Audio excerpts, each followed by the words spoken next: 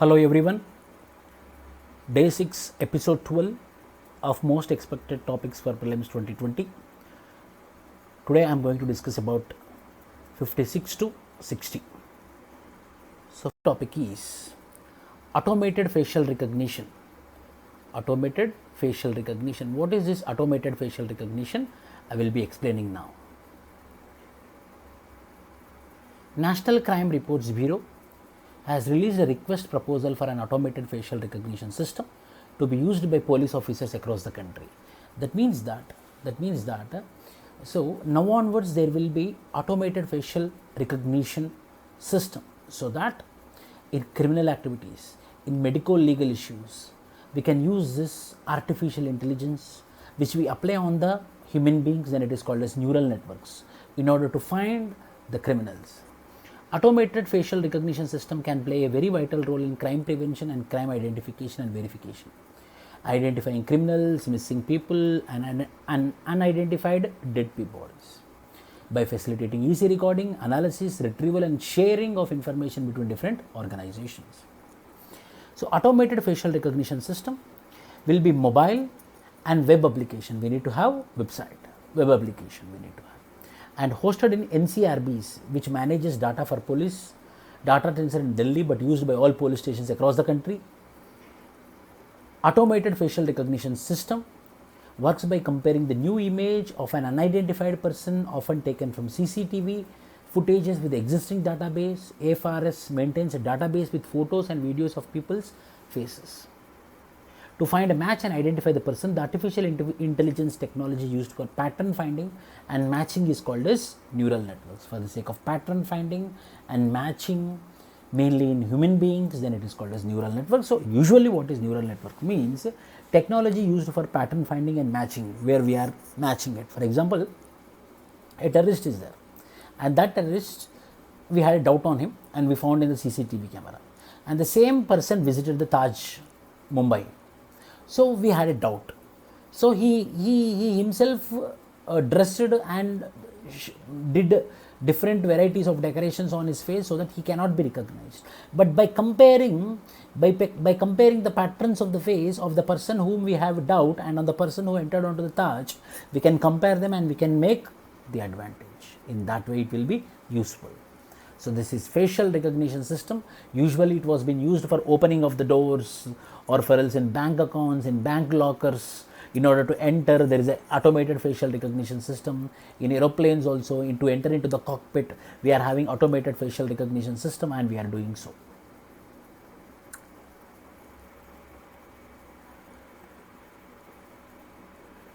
Criminal tracking network system. CCTNS is a countrywide network integrated database on crime incidents and suspects, connecting FIR registrations, investigations and charge sheets of all police stations and higher officers. That means now here we will be integrating it. The total crime record, the total FIRs of all the police station database will be put it under a single belt called as criminal tracking network system, so that everything will be online for police use only. CCTNS also plans to offer citizen services such as passport verification, crime reporting, online tracking of case progress, grievances, reporting against the police officers. So it is not only about the criminals, it is also about the police officers. If there is any grievance reporting against any police officers, will be done under this criminal tracking network and systems. Integrated criminal justice system. It is a computer network system or architecture that allows justice practitioners and agencies to electronically access and share information between systems and or across jurisdictional lines. So integrated criminal justice system means the judge can have accessibility to the crime record in order to give a judgment in any specific case. That particular facility is called as integrated criminal justice system. Koya Paya portal, very important for Prelims 2020. Koya Paya portal, mainly it is with respect to the children who are missing and found. Koya Paya portal, any individual can post the information regarding the children who are missing and who are found in any location. That is Koya Paya portal. That means I can also upload. You can also upload. If you find any person on the railway station who doesn't have any parents, he is telling that I got missed, I got somehow missed from my parents, then you can take the photograph and you can put in this Koya Paya portal so that everyone will see, and if any child is missing, then they can see in this particular website. So there is a need to get popularized this Koya Paya portal. Koya Paya portal is citizen-based website to exchange information on missing and found children, developed by the Ministry of Women and Child Development and Department of Electronics and Information Technology. That is Koya Paya portal. So this we are using.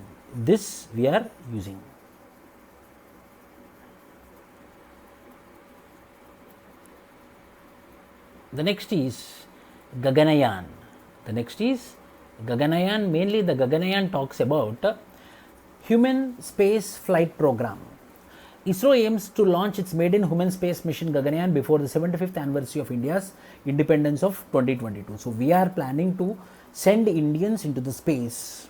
It's a manned space project. Enhancement of science and technology to the levels in the country. A national project involving several institutes, academia and industry.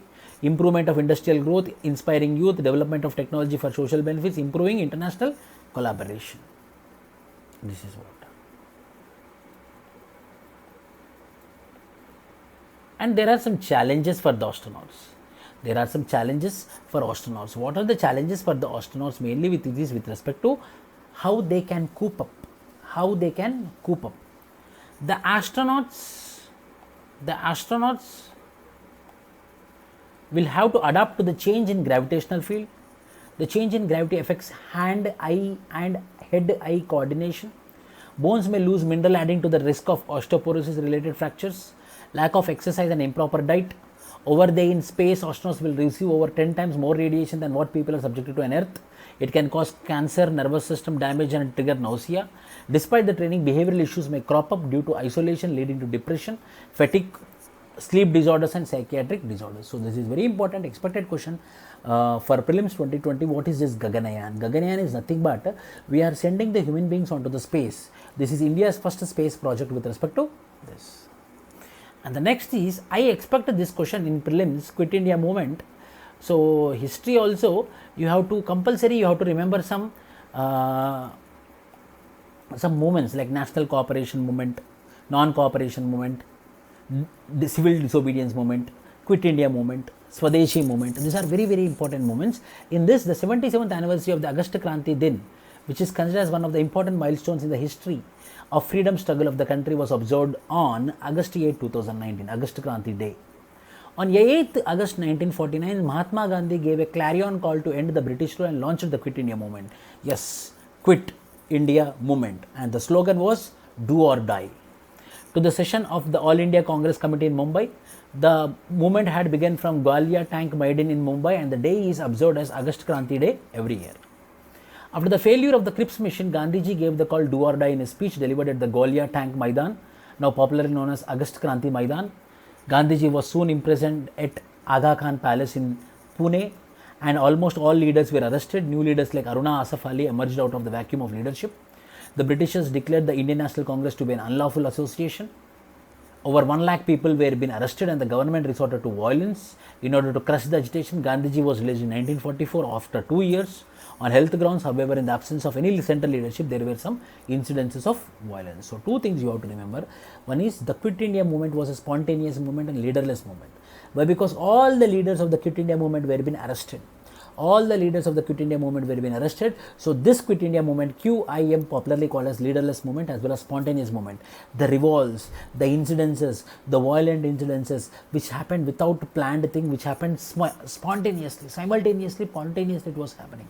So the Quit India movement is also called as spontaneous movement as well as leaderless movement. So parallelly there is another thing which you need to remember is Cripps mission. What is this Cripps mission? So Cripps mission, the Japanese aggression in Southeast Asia, because it's the time of World War II, we are entering into the World War II era. Japanese aggression in Southeast Asia, keenness of British government to secure the full participation of India in the war, mounting pressure from China and the United States as well as from Labour Party in Britain led Prime Minister Winston Churchill to send a Cripps mission to India in March 1942, mainly to make them. So it was a time period of Second World War. So all the Second World War is happening from 1939 to 1945. So in this particular time period, there is a need for India's participation from the side of British. In order to have the India support in Quit India movement, in order to have the India support in World War II, the British want to make some measures which proves that yes, we are for your independence, and the British government came up with this Cripps mission. Under Stafford Cripps, the mission was sent to resolve the Indian question of a new constitution and self-government. So main proposals of the mission are: a Indian Union with dominion status would be set up. It would be free to decide its relation with Commonwealth and free to participate in United Nations and other international body. That means we are not going to become the slave of the British. We are going to get the sovereign independence. That means we are going to become sovereignly independent. That is the wish of the Cripps mission. A Constituent Assembly would be convened after the war to frame a new constitution. Members of the assembly, partly elected by the provincial assemblies and partly nominated by the princes. Fifth point, any province not willing to accept the constitution would be given the same full status as the Indian Union, designed to appease the Muslim League's call for Pakistan. This was for the sake of Pakistan. The Indian National Congress, however, was not satisfied as demand for immediate complete independence had been rejected. Mahatma Gandhi said that Cripps' offer of dominion status after the war was post-dated check. This is very important. Mahatma Gandhi said that the Cripps' offer of dominion status after the war was post-dated check drawn on a failing bank. So you are going to give me a post-dated check, and that too for the bank which is going to fail after 1945. Anyhow the British is going to fail. So you are going to promise me that the check will be delivered after the war. After the war, you might be concerned about me or you might not be concerned about me, or after the war, you might be failed in the World War II, so that you yourself might be becoming the weaker country. Then that particular situation, the Mahatma Gandhi called it as post-dated check. This is about the Cripps mission and Quit India movement, very important for prelims point of view. Meghalayan age, next is Meghalayan age. Meghalayan age. What is this Meghalayan age? So there are epochs will be there, epochs, which are time period in the geological strata, in the time period of the history, which is far away from the ancient history. Those are called as epochs, ages. So there is a famous age called as Meghalayan age. What is this Meghalayan age? The Meghalayan age began 4200 years ago and experienced an abrupt mega drought and cooling around the globe. The drought and the cooling lasted 2 centuries, 200 years, and severely impacted agriculture-based societies that developed in several regions after the end of the last ice age. It resulted in the collapse of civilizations of Egypt, Greece, Syria, Palestine, Mesopotamia, the Indus Valley and the Yangtze River Valley. Here Indus Valley means pre-Indus Valley, before Indus Valley, pre-Harappan age which is called as. Evidence of 4200 year climate event was been found on all 7 continents. This age is considered unique as this was the only age which began with the global cultural event produced by the global climatic event. Geologists have also introduced 2 other ages. One is Greenlandian age, other is North Gripen age. So the age is divided into Meghalayan, North Gripen and Greenlandian age. Greenlandian age 8326 years ago, from 11,700 years ago, began when the last ice age ended and the world began to warm up. North Gripian age began after an abrupt global cooling started following the Greenlandian age. So eon, era, period, epoch, age. So what is this exactly? What is this exactly mean?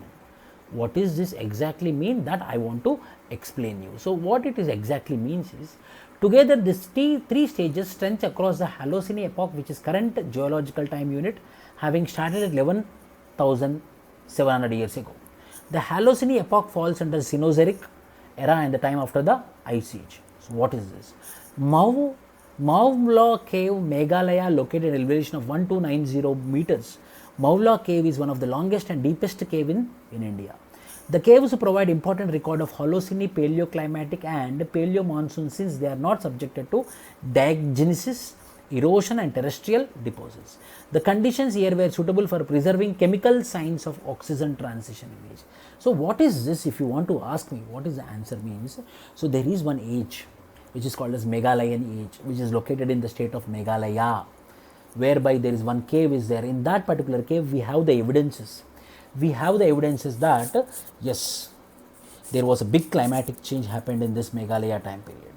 Big drought continued with coldest time period, and that particular time period is called as Meghalaya age, which is present in the Meghalaya under the cave. The evidence is what? Mau Mulo cave. Earth overshoot day. What is this Earth overshoot day? What is this Earth overshoot day? 29 July 2019, every year it is called as Earth overshoot day. Move the date, we have to remember it. 29 July 2019. The Earth overshoot day fell on 29th July 2019. The day marks the date when humanity's demand for ecological resources, fish and forest for instance, and services in a given year exceeds what the Earth can regenerate in that year. So how much can be regenerated? The concept of Earth Overshoot Day was first conceived by Andrew Sims of the UK think tank New Economics Foundation, which partnered with Global Footprint Network in 2006 to launch the first global Earth Overshoot Day campaign. So it started from 2006. Worldwide Fund for Nature, the world's largest conservation organization, has participated in Earth Overshoot Day since 2007. So Worldwide Fund for Nature is also one of the participants of this day celebrations.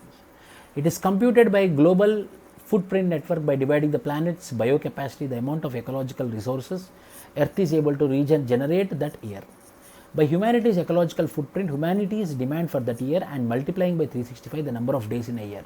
So this formula is very important. Just look into it. Just have a look over this. So the formula is Earth overshoot. What is this overshoots?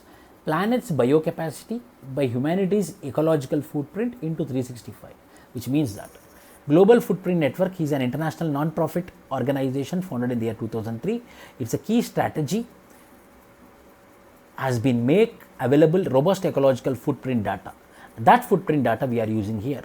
The ecological footprint is a metric that comprehensively compares human demand on nature against nature's capacity to regenerate. So the problem is planet's biocapacity. How much? So this Earth Overshoot Day problem is how much is mathematical problem is.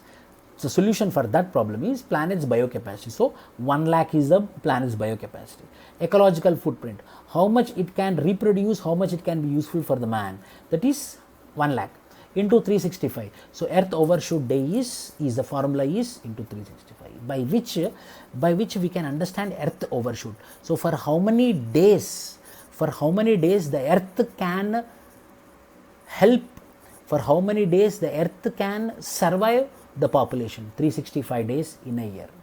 That means both are matching, planet's biocapacity by humanity's ecological footprint.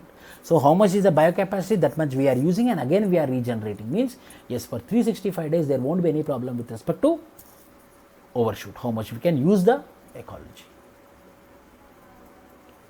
Thank you. With the next episode I will be coming soon.